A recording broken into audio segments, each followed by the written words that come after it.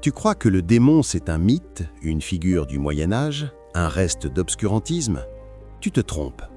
Le démon n'est pas un personnage imaginaire avec des cornes et une queue fourchue. C'est une présence, une voix, une influence réelle qui traverse ta vie, ton histoire, tes blessures, ton passé. Il ne se montre pas avec le feu et le soufre, il se cache dans la banalité du quotidien, dans ton regard fatigué le matin, dans cette voix intérieure qui te dit « à quoi bon ?»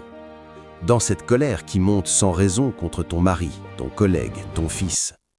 Il est là, tapi dans les coins sombres du cœur, dans cette part de toi qui refuse d'aimer, qui veut garder le contrôle, qui murmure « tu n'as besoin de personne ».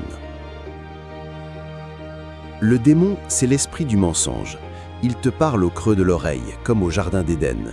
Genèse 3, 1, 5. Il dit à Ève « Dieu t'a-t-il vraiment dit ?» Et tout commence là, par un doute. Le doute sur la bonté de Dieu. Le démon n'a pas besoin de t'arracher à la fois d'un coup. Il te glisse un poison, une suspicion.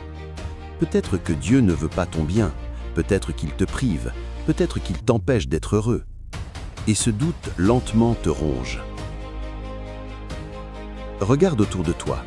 Le démon agit dans les familles éclatées, les couples brisés, les amitiés blessées par la rancune. Il agit dans le monde du travail, quand la jalousie te consume, quand tu veux briller plus que les autres. Il agit dans la société, sous des habits respectables, ambition, argent, pouvoir.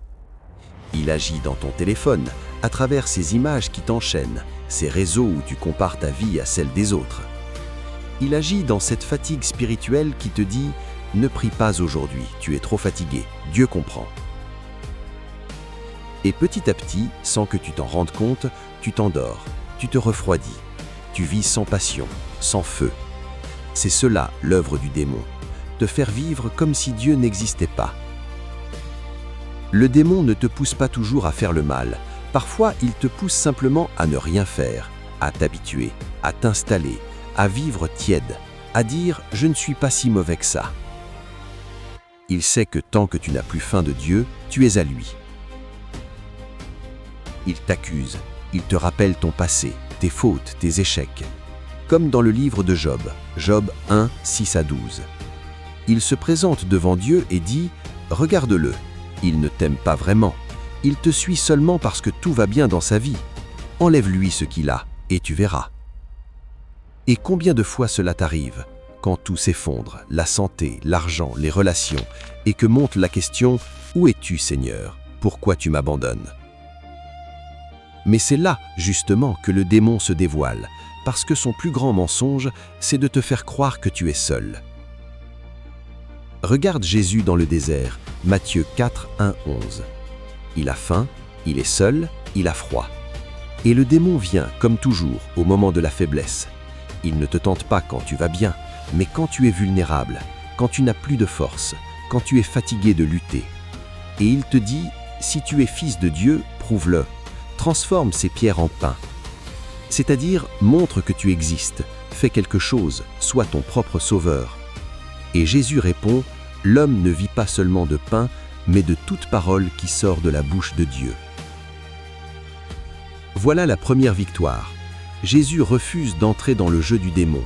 Il refuse la logique du « moi d'abord ». Et toi, combien de fois entres-tu dans ce dialogue? Quand tu veux prouver que tu as raison, quand tu refuses de pardonner, quand tu veux contrôler ta vie. Chaque fois que tu choisis ta volonté contre la confiance, tu écoutes le serpent. Le démon agit dans le concret, dans cette dispute où tu refuses de céder, dans ce silence glacial que tu imposes à ton conjoint, dans cette addiction que tu nourris en cachette. Il agit dans ce regard qui juge, dans ce mot blessant lancé à ton enfant, dans ce désir de vengeance. Et il te fait croire que tu es fort, que tu maîtrises, alors que déjà tu es pris dans ses filets. Tu veux savoir à quoi ressemble le démon? Regarde ton orgueil, ta peur, ton mensonge, ton envie de contrôler. Regarde ce moment où tu préfères avoir raison que d'aimer. Regarde ce refus de la croix, cette fuite devant la souffrance, cette soif de confort. Voilà son visage. Mais le Christ n'est pas venu pour te condamner, il est venu pour te libérer. Le Fils de Dieu est apparu pour détruire les œuvres du diable. 1 Jean 3,8. La croix n'est pas une défaite, c'est un combat gagné. Jésus a regardé le démon en face, l'a laissé l'écraser, et en mourant, il l'a vaincu. Le diable croyait avoir gagné, mais c'est là qu'il a perdu tout pouvoir. Car quand un homme accepte de mourir par amour, le démon n'a plus de prise. Et c'est cela que le Christ veut faire en toi, détruire les chaînes invisibles qui te lient. Le démon te dit « Tu ne changeras jamais, tu es condamné à répéter les mêmes erreurs. » Mais Dieu te dit « Voici que je fais toutes choses nouvelles. » Apocalypse 21:5.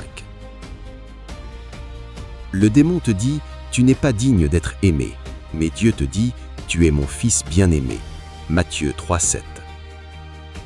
Le démon te dit « Dieu t'a abandonné. » Mais Jésus te dit « Je suis avec toi tous les jours jusqu'à la fin du monde. » Matthieu 28:20. C'est là le combat spirituel. Il ne se passe pas dans les airs, mais dans ta chair, dans ton cœur, dans tes choix. Ce n'est pas un duel entre deux puissances égales. Le démon est déjà vaincu. Mais il continue de se battre, de hurler, de te faire peur, pour t'empêcher de croire à ta liberté. Quand tu refuses de céder à la haine, tu lui écrases la tête. Quand tu pardonnes à ton ennemi, tu lui arraches les dents. Quand tu restes fidèle dans la nuit, tu lui voles ses armes. Oui, le démon agit encore, mais il est déjà battu.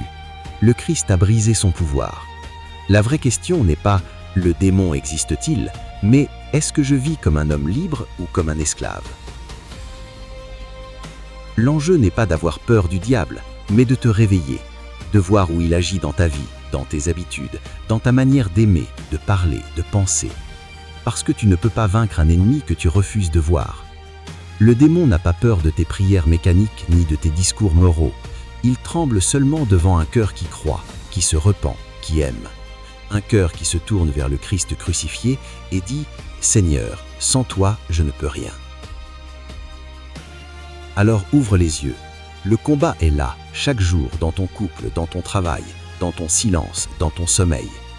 Mais n'aie pas peur, le Seigneur est vivant et il est plus fort.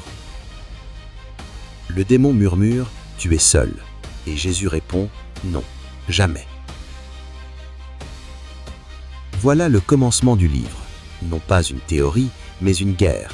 Et cette guerre, tu es appelé à la vivre, non pas pour la perdre, mais pour voir dans ta propre chair que le Christ ressuscité est plus fort que tout mal.